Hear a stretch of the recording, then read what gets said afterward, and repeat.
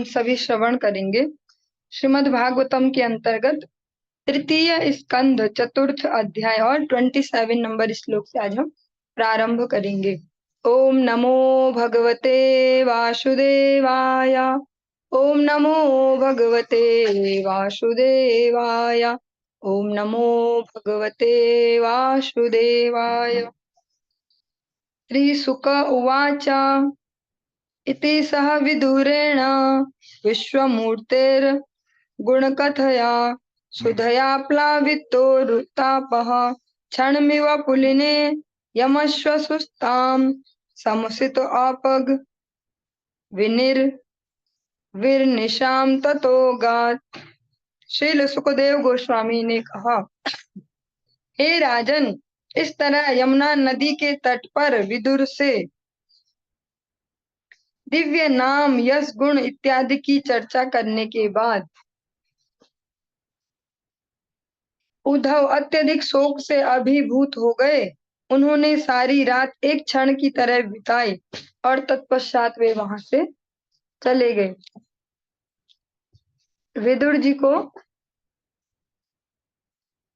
भगवान के दिव्य नाम, यश और गुण, भगवान का नाम, यश और गुण, इनकी चर्चा करने के बाद और भगवान के विरह में व्याकुल होने के कारण, जिस प्रकार हम सभी नॉर्मली भी अपने जीवन में देखते हैं, कोई ऐसे कष्ट का क्षण हो तो बहुत शीघ्र समय चला जाता है। इसी प्रकार से जो उद्धव जी, उनके लिए पूरी रात्रि मानो एक क्षण के समान व्यतीत हो गई और तत्पश्चात सुबह वे वहां से चले गए श्री बद्रिकाश्रम की ओर। राजोवाच निधनमुपगतेषु वृष्णिभोजेष्व धीरथ पथ पयूथपेषु मुख्यः सतो कथम वसिष्ठ उद्धवो यद्धरिरपि तत्यज आकृतिम त्रयधीशः।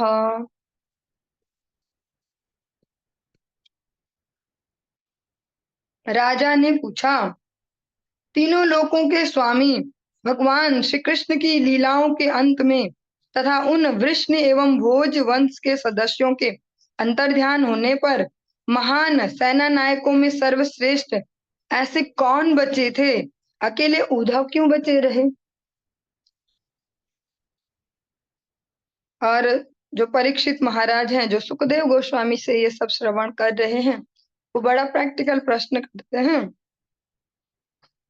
कि कौन कौन से ऐसे सर्वश्रेष्ठ योद्धा थे, सेना नायक थे, जो इसके बाद भी बचे रहे, और उद्धव जी कैसे बचे रहे अकेले?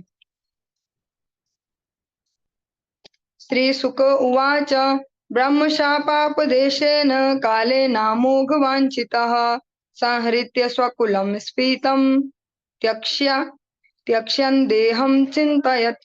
श्रील सुखदेव गोस्वामी ने उत्तर दिया, हे प्रिय राजन, ब्राह्मण का शाप तो केवल एक बहाना था, किंतु वास्तविक तथ्य तो श्री भगवान की परम इच्छा थी। वे अपने असंख्य पारिवारिक सदस्यों को भेज देने के बाद पृथ्वी के धरातल से अंतर्ध्यान हो जाना चाहते थे। उन्होंने अपने आप इस तरह सोचा। स्पष्ट है कि ऐसा नहीं है कि श्राप मिला तो यदुवंश नष्ट हुआ, इसमें भगवान की ही परम इच्छा है। इसीलिए ऐसे इस प्रकार से ऐसी घटनाएं जुड़ते चली जाती हैं भगवान की इच्छा की पूर्ति के लिए। श्री शुक उवाच ब्रह्म शापाप, चलिए हमने श्रवण किया। अस्मालोका दुपरते मयि ज्ञानम मदाश्रयम अर्हत्युद्धव एवाध संप्रत्यात्मवतांवरः। अब मैं इस लौकिक जगत की दृष्टि से ओझल हो जाऊंगा और मैं समझता हूँ कि मेरे भक्तों में अग्रणी उद्धव ही एकमात्र ऐसा है जिसे मेरे विषय का ज्ञान प्रत्यक्ष रूप से सौंपा जा सकता है।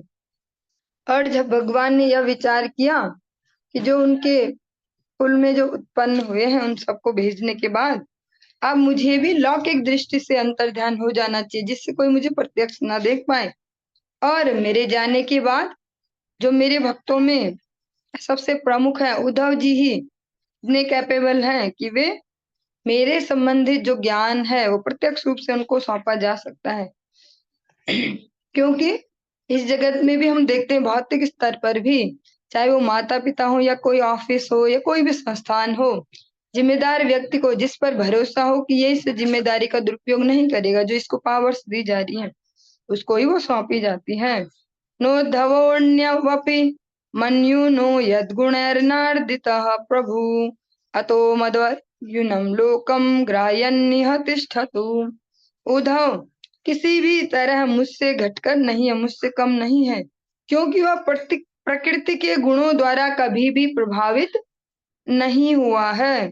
अतएव श्री भगवान के विशिष्ट ज्ञान का प्रसार करने हेतु वह इस जगत में रहे। जो उद्धव जी हैं वे अ, अगर ऐसे दृष्टि से देखें भी तो स्वरूप में भी भगवान जैसे ही हैं। बिल्कुल श्याम वर्ण और वैसे पीताम्बर धारण करके भगवान, और उनमें कोई अंतर ज्यादातर लक्षित नहीं हो पाता, बिल्कुल भगवान जैसे ही हैं। और भगवान भी स्पष्ट कहते हैं कि उद्धव मुझसे कोई घटकर नहीं है। और भगवान के जो मधुर रस में भी हम देखते हैं, जो भगवान के नर्म सखा प्रिय नर्म सखा होते हैं, वे भगवान जैसे ही होते हैं। उनमें और भगवान में ज्यादा अंतर नहीं होता है, लेकिन वे कभी खुद को भगवान नहीं बोलते फिर भी। और भगवान भी जो अपने स्निग्ध जन होते हैं, इससे यह भी स्पष्ट होता है, उनको सब कुछ देते हैं जो जो भगवान के पास है। भगवान अपने में और उनमें कोई अंतर नहीं रखते। और भगवान कहते हैं उद्धव जी प्रकृति के गुणों से प्रभावित नहीं होते। इस प्रकार हमारे हृदयों में प्रत्येक क्षण चेंजेस आते हैं, विचारों में, मन में, बुद्धि में, प्रकृति के गुणों से प्रभावित होकर हमारे आसपास के माहौल से, जिस व्यक्ति का हम संग कर रहे हैं उससे, और निरंतर उठापटक चलते रहते हैं ऐसे हमारे मन में, विचारों में। लेकिन जो उद्धव जी हैं वे प्रकृति के तीनों गुणों से परे हैं, उनसे कभी प्रभावित नहीं होते, किसी संग से उनका मन नहीं बदलता है।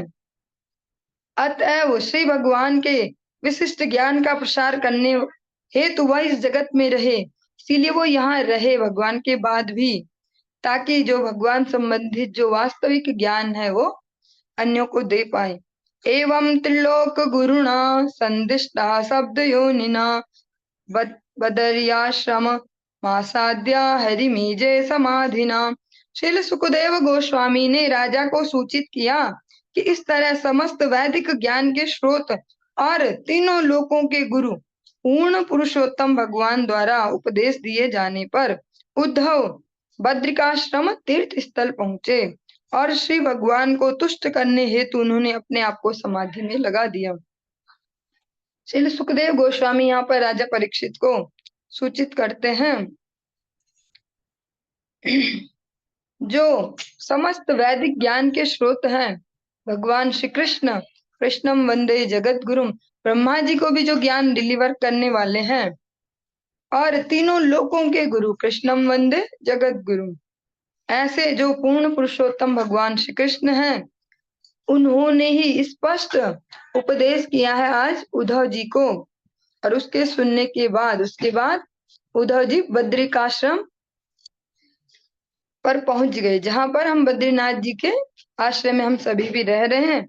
ऐसे बद्रीनाथ धाम में श्री उद्धव जी पहुंच गए और अब भगवान की प्रसन्नता के लिए उन्होंने अपने आप को समाधि में लगाया, भगवान के चिंतन मनन में, भगवान की प्रसन्नता के लिए। ये बहुत इंपॉर्टेंट इसमें पॉइंट है कि हम जो भी करें वो भगवान की प्रसन्नता के लिए, क्योंकि जो अगर हम भगवान की प्रसन्नता हमारा निमित्त नहीं है, भले ही हम कितने सो कॉल्ड बहुत अच्छे कार्य कर रहे हो, बहुत सदाचारी हो, बहुत ही समाज सेवक, जो जो भी टाइटल दिए जा सकते हैं, अंत में शोक और विषाद ही हमें प्राप्त होने वाला है। लेकिन अगर भगवान की प्रसन्नता हमारे गोल में है तो हम छोटे से जो कार्य भी करेंगे भगवान की प्रसन्नता के लिए, कोई छोटी सी सेवा भी हम करते हैं भगवान के लिए, वही हमें हृदय में संतोष देने वाली होगी, बजाय कि बहुत बड़े बड़े टास्क करने के जिनका भगवान से लेना देना नहीं है। तो उद्धव जी ने भी जो तपस्या की वो भगवान की प्रसन्नता के लिए। विद्रोप्युद्ध वाच्छुत्वा कृष्णस्य परमात्मनः क्रीडयोपात देहस्य कर्माणि श्लाघितानि च। विदुर ने उद्धव से इस मर्त्य लोक में परमात्मा अर्थात भगवान श्री कृष्ण के आविर्भाव तथा तिरोधान के विषय में भी सुना, जिसे महर्षिगण बड़ी ही लगन के साथ जानना चाहते हैं। विदुर जी हैं जो, उन्होंने उद्धव जी से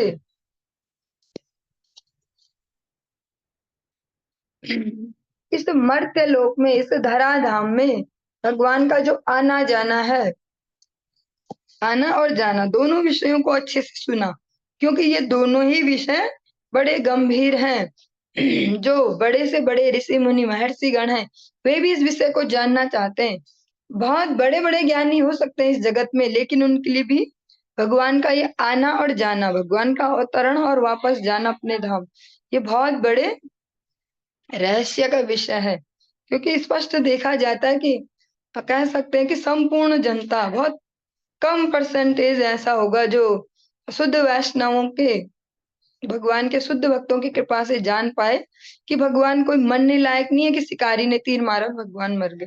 वरना सबको यही पता है कि एक शिकारी आया, वो पिछली बार बाली था, भगवान से उसने बदला लेना था, इस जन्म में वो बाली शिकारी बन के आया, उसने तीर छोड़ा, भगवान मर गए। तो क्या भगवान ऐसे कर्म बंधनों में बंधे हैं? क्या अब उनको कर्मों का फल भोगना पड़ेगा? उन्होंने बाली को मारा तो इसलिए अब उन्हें मरना पड़ेगा। क्या भगवान हम जैसे ही हैं, ऐसे हाड़ मांस के पुतले जो अपने कर्मों को भुगतने के लिए जन्म धारण करते हैं? भगवान स्पष्ट कहते हैं, जन्म कर्म चमे दिव्यम यो मे वेति तत्वतः। मेरा जो जन्म है और जो मेरी लीलाएं हैं, क्रियाएं, वे भी दिव्य हैं। देहन्यासं तस्यैवं धीराणां धैर्यवर्धनम् अन्येषां दुष्करतरं पशूनां विक्लवामनाम्। श्री भगवान के यशस्वी कर्मों तथा मर्त्य लोक में असाधारण लीलाओं को संपन्न करने हेतु उनके द्वारा धारण किए जाने वाले विविध दिव्य रूपों को समझ पाना उनके भक्तों के अतिरिक्त अन्य किसी के लिए अत्यंत कठिन है, और पशुओं के लिए तो वे मानसिक विक्षोभ मात्र हैं। श्री भगवान के यशस्वी कर्मों, भगवान की जो लीलाएं हैं, भगवान के जो कर्म हैं, जो क्रियाएं कर रहे हैं, वो हमारे जैसे नहीं, जो हम बोलते कर्मों का फल, कर्मों का रिजल्ट। भगवान के लिए जो कर्म शब्द यूज किया जा रहा है, भगवान की लीलाएं हैं जो भगवान यहाँ कर करते हैं अपने भक्तों को आनंदित करने के लिए। भगवान के ऐसे यशस्वी कर्म मीन्स जिनका सब यश गान करते हैं, और जो यश गान करते हैं उनको भी यश प्राप्त होता है। तथा मर्त्य लोक में असाधारण लीलाओं को संपन्न करने हेतु, और इस मर्त्य लोक में आकर जो भी लीलाएं भगवान संपन्न करते हैं, सारी की सारी असाधारण है। जन्म से लेके अगर बात करें स्वयं भगवान श्री कृष्ण की, भगवान जब आते भी हैं तो एक कह सकते जेल में आए, चतुर्भुज होकर आ रहे हैं, ऐसा कोई बच्चा जन्म नहीं लेता। अपने आप सारे ताले खुल जाते हैं, कोई खोल भी नहीं रहा। कोई जादूगर भी नहीं था वहां पे, सारे सिपाही खुद ही सो गए, किसी ने उन्हें हिंदी मूवी जैसे कोई नशीला पदार्थ भी नहीं पिलाया, सब सो भी गए। कंस भी सो गया, कंस को भी खुट नहीं हुई आज। हाँ, कैसे ऐसे संभव है? तो भगवान की जो असाधारण लीलाएं हैं, इनको जो संपन्न करने के लिए भगवान जो विविध दिव्य रूप धारण करते हैं, उनको समझ पाना उनके भक्तों के अतिरिक्त अन्य जो कोई है उनके लिए बहुत कठिन होगा। वो इसको पचा नहीं पाएंगे, समझ नहीं पाएंगे। और पशुओं के लिए तो वे मानसिक विक्षोभ मात्र हैं।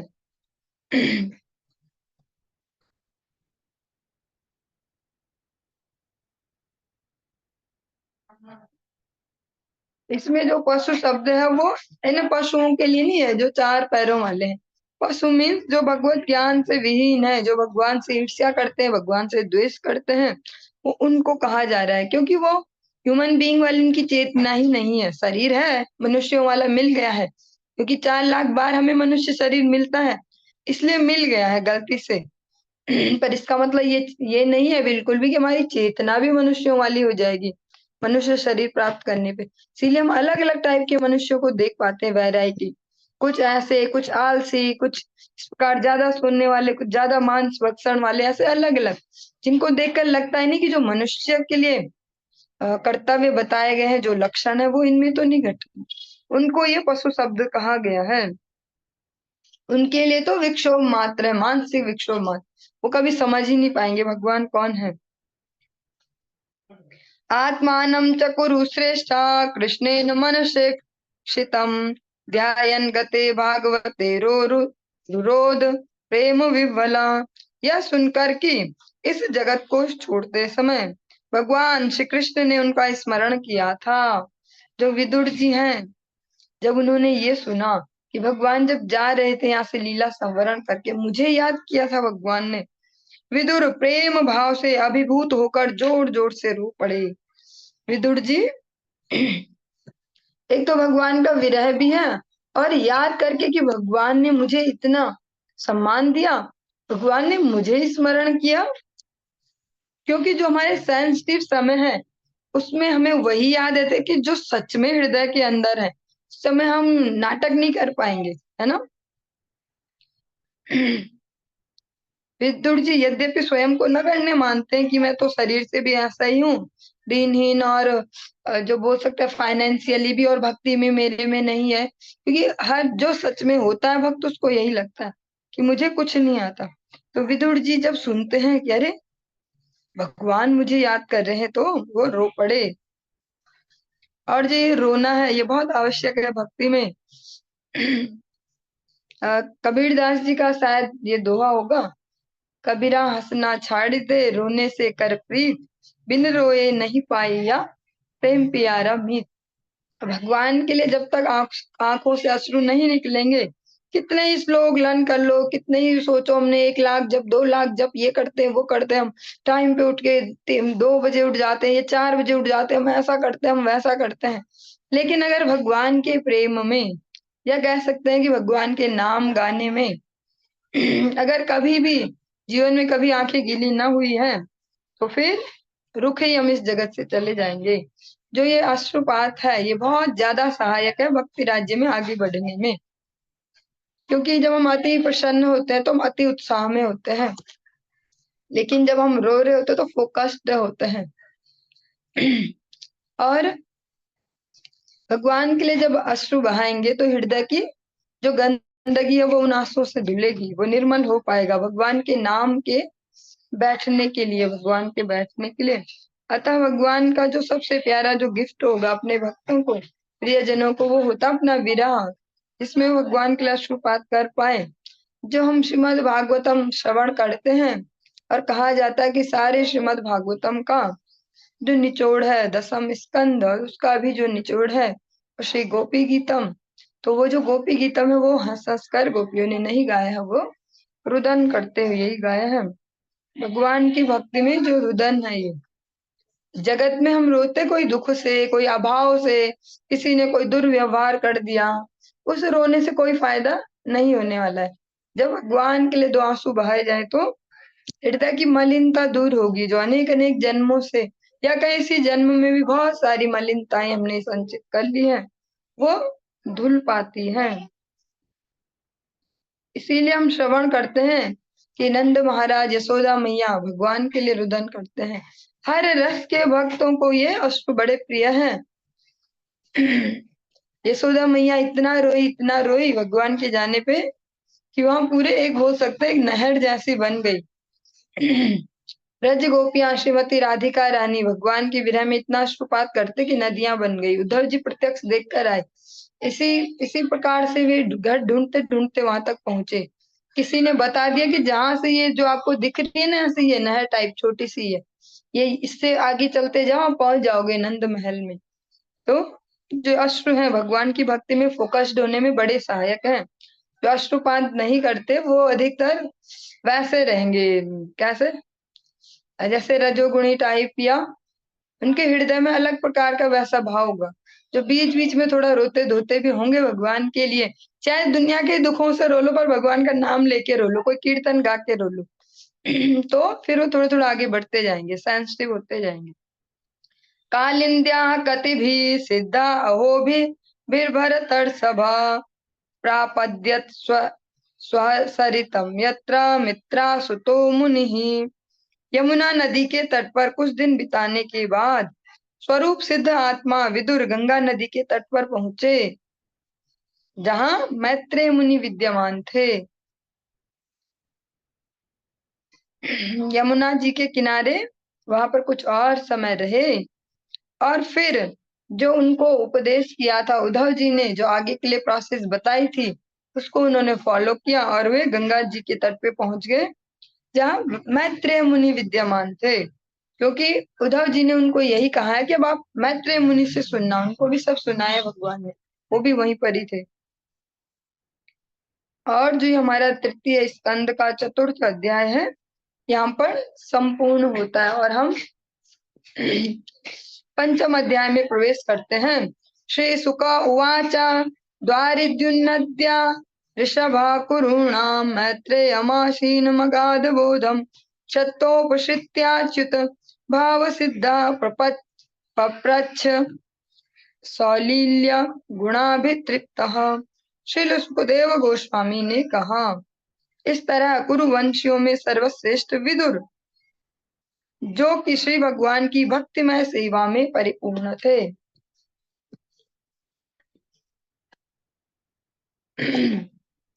दिव्य नदी गंगा के उद्गम, जो यह हरिद्वार क्षेत्र है, यहाँ पहुंचे, जहाँ विश्व के अगाध विद्वान महामुनि श्री मैत्रेय आसीन थे।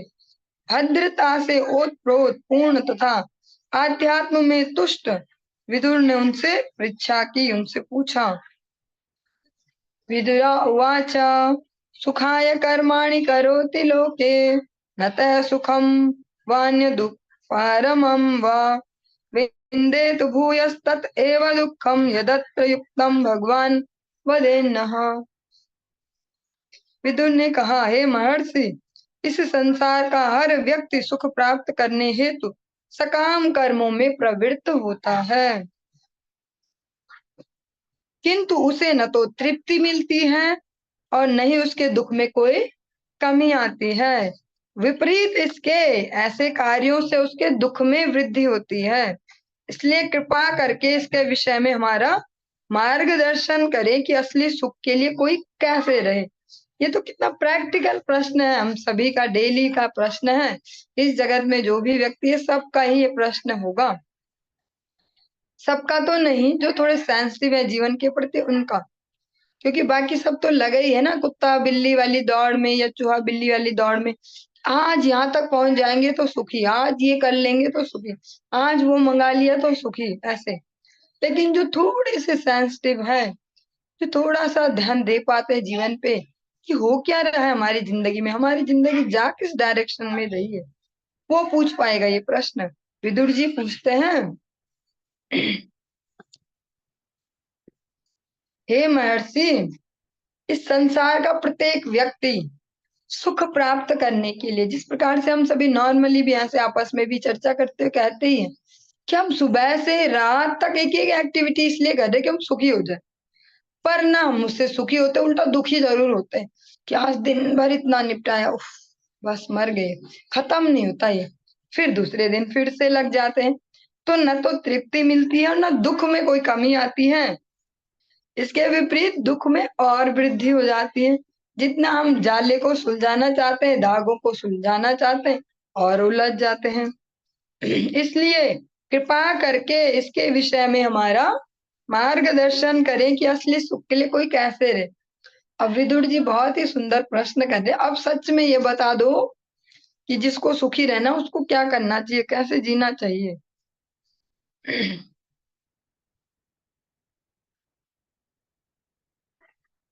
धनस्य कृष्णाद्विमुखस्य देवात् धर्मशीलस्य सुख दुःखितस्य अनुग्रहाय चरन्ति नूनं भूतानि भव्यानि जनार्दनस्य।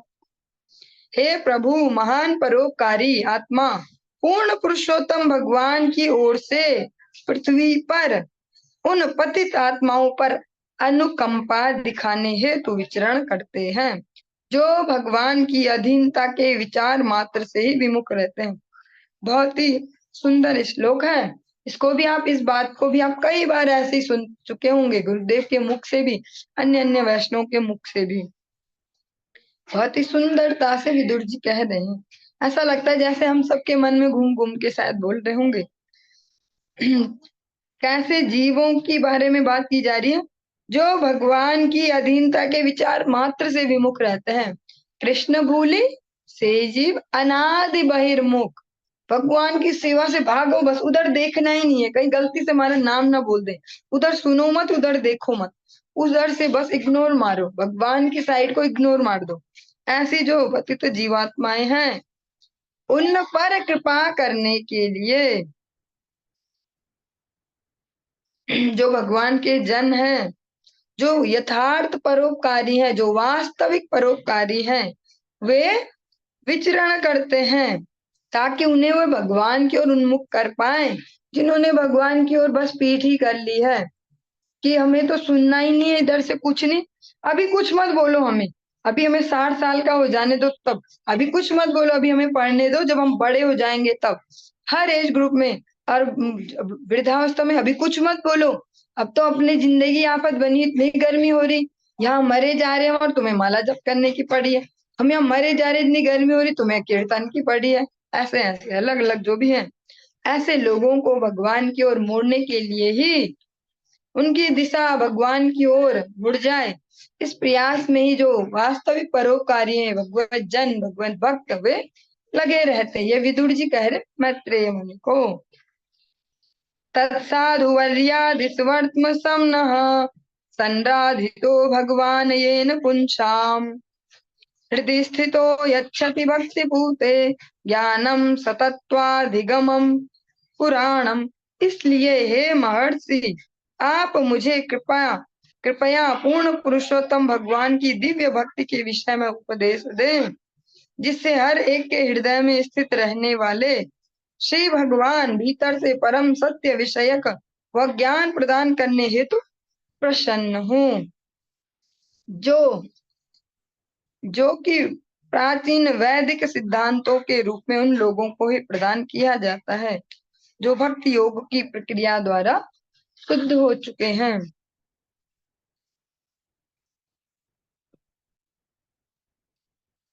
विदुर जी मैत्रेय मुनि को कहते हैं, भगवान से संबंधित भगवान की भक्ति का मुझे वो उपदेश दें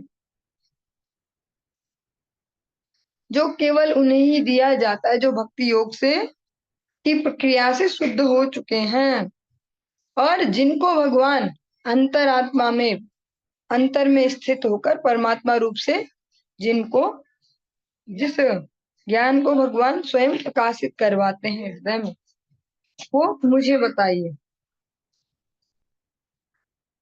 करोति कर्माणि कृतावतारो यन्यात्म तंत्रो भगवास्त्रयधीशः यथा स सर्जाग्र इदं निरीह संस्थाप्य वृत्तिम जगतो विधत्ते। हे महर्षि, कृपा करके बतलाएं कि पूर्ण पुरुषोत्तम भगवान जो तीनों लोकों के इच्छा रहित स्वतंत्र स्वामी तथा संपूर्ण शक्तियों के नियंता हैं, किस तरह अवतारों को स्वीकार करते हैं और किस तरह विराट जगत को उत्पन्न करते हैं, जिसके परिपालन के लिए नियामक सिद्धांत पूर्णतः व्यवस्थित हैं।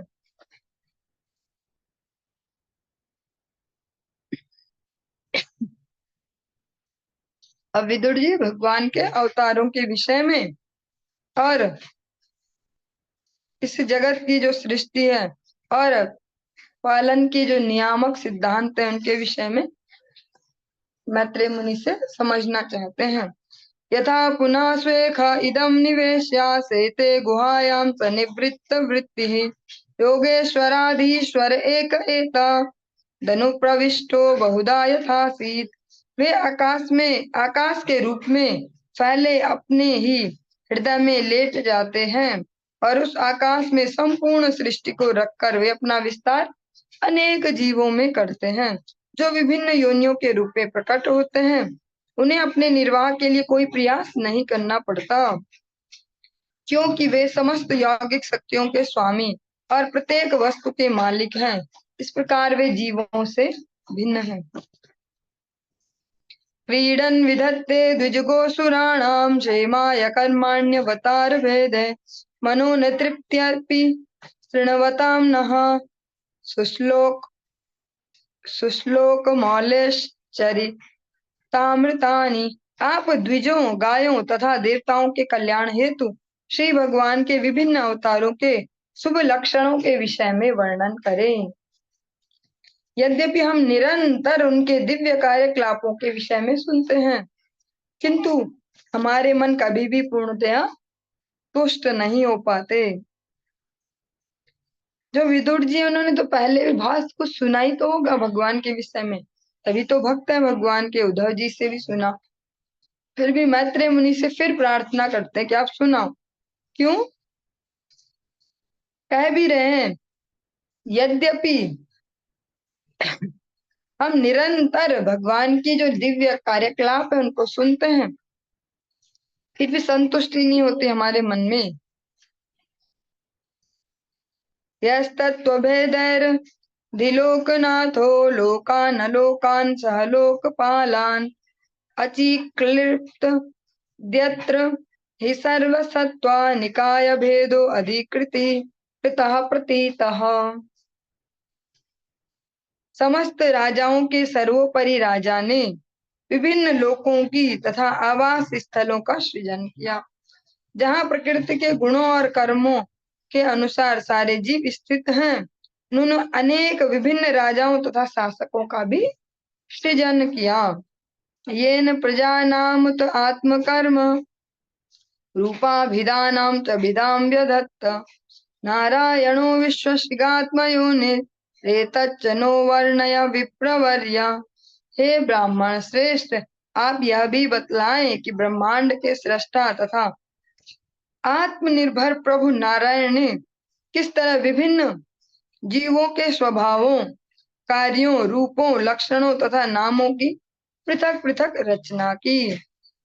परावरेशां भगवन् व्रतानि श्रुतानि मे व्यास मुखाद वीक्षण।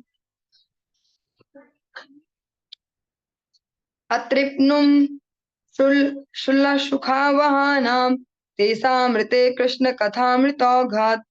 हे प्रभु, मैं श्रील व्यास देव के मुखारविंद से मानव समाज के इन उच्चतर तथा निम्नतर पदों के विषय में बारंबार सुन चुका हूँ, और मैं इन कम महत्व वाले विषयों तथा उनके सुखों से पूर्णतया तृप्त हूँ।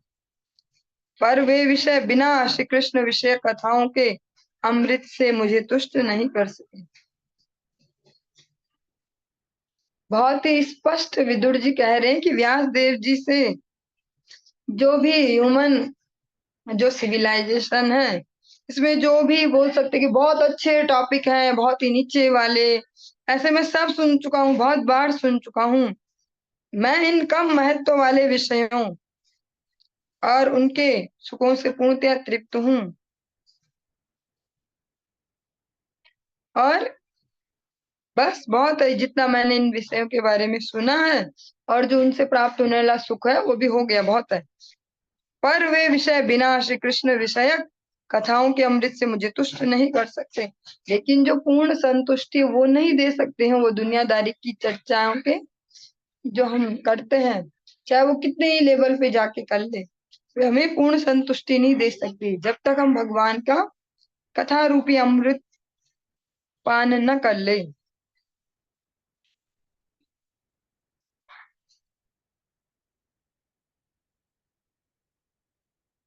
कस्तृप्नुया तीर्थ पदोभिधानात् सत्रे सुवासूरिभिरीड्यमानात् यः कर्णनाडीं पुरुषस्य यातो भवप्रदां गेहरतिं छिन्नति। जिनके चरण कमल समस्त तीर्थों के सार स्वरूप हैं तथा जिनकी आराधना महान ऋषियों तथा भक्तों द्वारा की जाती है, ऐसे श्री भगवान के विषय में पर्याप्त श्रवण किए बिना मानव समाज में ऐसा कौन होगा जो तुष्ट होता हो। मनुष्य के कानों के छेदों में ऐसी कथाएं प्रविष्ट होने मात्र से वे उसके पारिवारिक मोह के बंधन को काट देती हैं।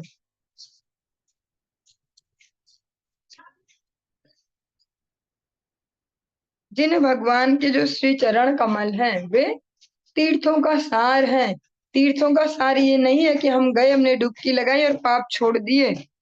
भगवान के चरण कमलों में मन लगे, ये तीर्थों का जाने का सार है। और जिन चरणों की आराधना महान महान ऋषि मुनियों द्वारा की जाती है, ऐसे भगवान के विषय में, उनके नाम लीला गुण धाम के बारे में सुने बगैर ऐसा कौन सच में ढंग का मनुष्य होगा जो संतुष्ट होगा। क्योंकि जो भगवान के विषय में जो श्रवण है, उसको तो सुनेंगे, अगर हम फोकस्ड होके ठीक से सुनेंगे तो अवश्य ही हमारे जो पारिवारिक जो स्नेह बंधन है वे अवश्य ही ढीले होंगे। और जब हम इस प्रकार की बातें सुनते हैं कि जगत में कोई किसी का नहीं है, और यही जो अभी हमने सुना है, पारिवारिक बंधन ढीले होंगे, इसका ये आशय बिल्कुल भी नहीं है कि व्यक्ति अपनी नैतिक जिम्मेदारियों से भाग जाएगा, या फिर वो घर वालों से झगड़ा ही करने लग जाएगा रात दिन, या फिर बोल देगा अब तुम सब बस कुछ काम के नहीं हो, भगवान ही मेरे काम का। ऐसा नहीं है। जो एक सेंसिटिव भक्त होता है वे अपनी लौकिक जिम्मेदारियों को भी इस प्रकार से निभाते हैं कि किसी को शक भी ना हो पाए। जैसे इस जगत में देखते हैं, अब तो कम देखने में आएगा क्योंकि अब इतनी रेस्ट्रिक्शन है भी नहीं। कुछ समय पहले तक, जब तक जो कह सकते हैं जो नए नए युवक युवतियां उनके मिलने पे या इस प्रकार जो रेस्ट्रिक्शन होती थी, जैसे कोई देख लेगा, पड़ोसी देख लेगा, लोग क्या बोलेंगे, अब तो इतना कुछ नहीं है। कहीं भी गली मोहल्ले में या कहीं पे भी आप खड़े देख सकते हैं, पब्लिक प्लेस में बहुत सारे इस प्रकार के यूथ खड़े रहते हैं, कोई कुछ बोलता भी नहीं है।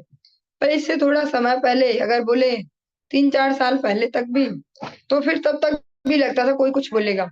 तो ऐसे में जो ऐसे जो युवक युवती हैं वो बड़े सेंसिटिवली सारे काम करते हैं, और किसी को शक भी ना हो पाए कि इसका मन कहीं और लगा है, इसकी कुछ और प्लानिंग है, बहुत सेंसिटिविटी के साथ।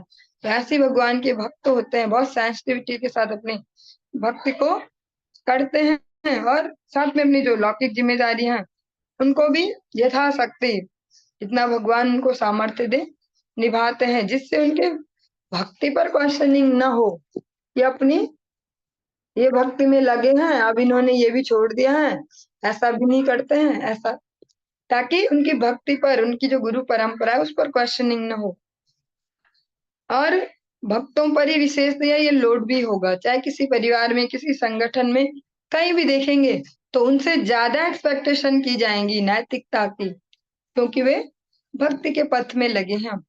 और ये सही भी है, जिसमें वजन होगा उससे ही एक्सपेक्टेशन की जाएंगी। जो भगवान की भक्ति से पूर्णतः संतुष्ट हैं, वही अन्यों को भी थोड़ी बहुत संतुष्टि बांट पाएंगे, इसीलिए सब उनसे ज्यादा एक्सपेक्ट भी करते हैं। जो भगवत भक्ति में उनसे ज्यादा एक्सपेक्ट किया भी नहीं जा सकता, क्योंकि बेचारे खुद ही संतुष्ट नहीं, दूसरों को कहाँ से देंगे। तो अतः जो भगवान के भक्त होते हैं वे अपनी जो भी उनकी ड्यूटीज हैं सो कॉल्ड इस जगत की, उनको भी अच्छे से परफॉर्म करते हैं।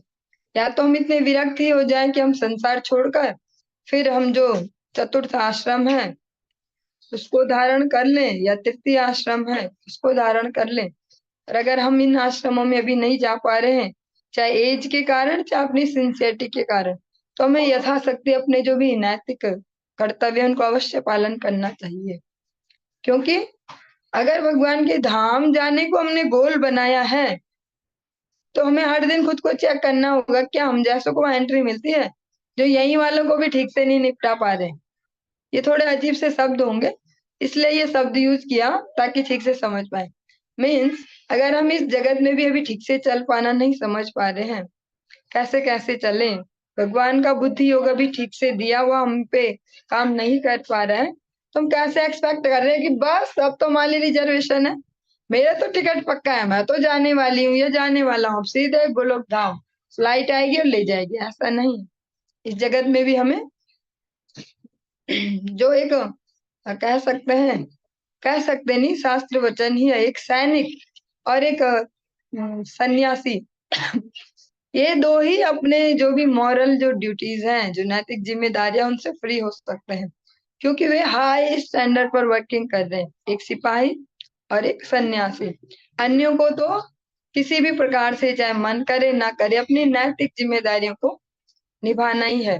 तो एक भक्त इसको बहुत अच्छे से परफॉर्म करते हैं, क्योंकि वे जानते हैं कि किसी भी जीवात्मा को यहाँ तड़पता भटकता छोड़ जाएंगे अपने व्यवहार से, तो वो बहुत मोटी रस्सी डाल के बस गोलोक धाम के दरवाजे पे पहुंचने ही वाले थे, और उसने एक ऐसा वो लंगर सा ऐसा कुछ डाला जो माउंटेनर्स यूज करते हैं माउंटेन पे चढ़ने के लिए, उसने डाला और वापस खींच लिया, हाँ तू मेरे साथ जन्म ले दोबारा।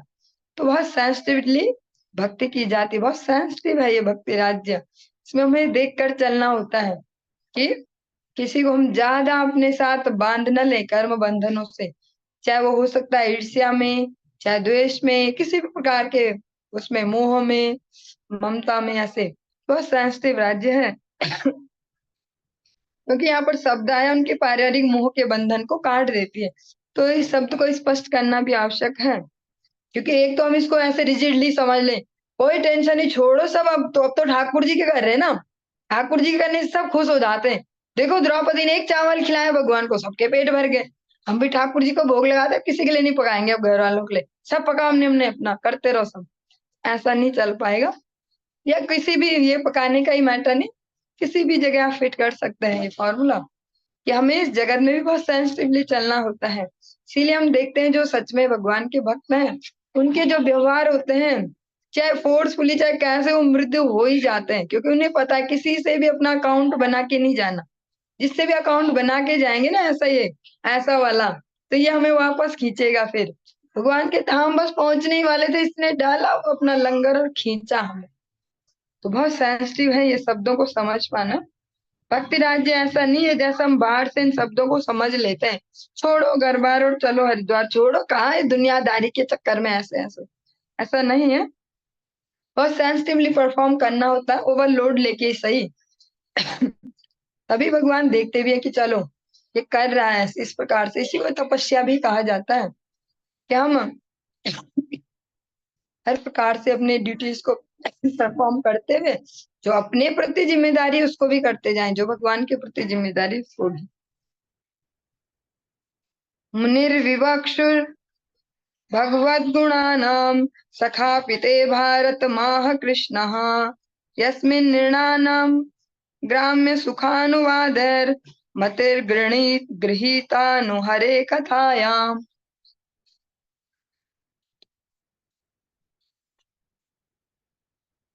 आपके मित्र महर्षि कृष्ण द्वैपायन श्रील वेद व्यास पहले ही अपने महान ग्रंथ महाभारत में श्री भगवान के दिव्य गुणों का वर्णन कर चुके हैं, किंतु हमारा सारा उद्देश्य सामान्य जनों का ध्यान लौकिक कथाओं के प्रबल आकर्षण के माध्यम से कृष्ण कथा की ओर आकृष्ट करना है।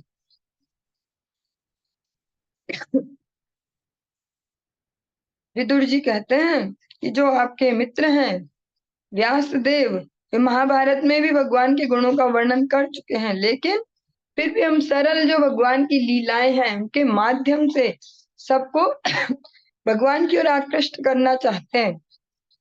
क्योंकि इस जगत में सबको एक गप सप किसी के बारे में सुनना यही सब तो पसंद होता है, वो चाहे पुरुष हो स्त्रियां हो, किसी फील्ड में उससे फर्क नहीं पड़ता, सबको कुछ ना कुछ सुनना पसंद होता है। पुरुष कह सकते हैं कि हम पड़ोसियों की चुगली नहीं करते, पर वो क्रिकेटर्स की बातें करेंगे, वो राजनीति की बातें करेंगे, अलग अलग ऐसे फील्ड्स की बातें करेंगे। इसीलिए विदुर जी कहते हैं कि हमारा लक्ष्य भगवान की सुंदर सुंदर लीलाओं के द्वारा सबको भगवान की ओर आकृष्ट करना। चलिए इसी के साथ ही हम आज की इस कक्षा को विराम देते हैं, आगे कल श्रवण करेंगे। वाह हरे